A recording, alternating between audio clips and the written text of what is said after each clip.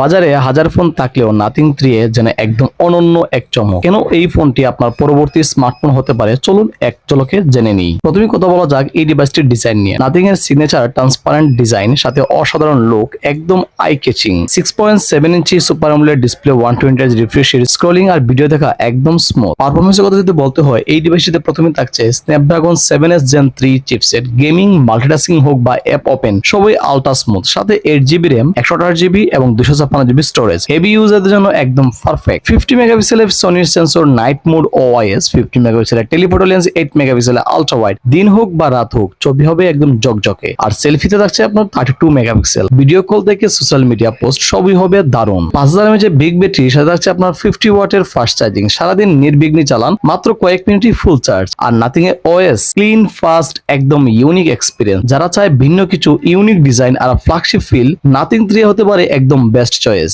আপনার পছন্দের এই ডিভাইসটি কেমন লাগলো কমেন্ট করতে ভুলবেন না। ধন্যবাদ।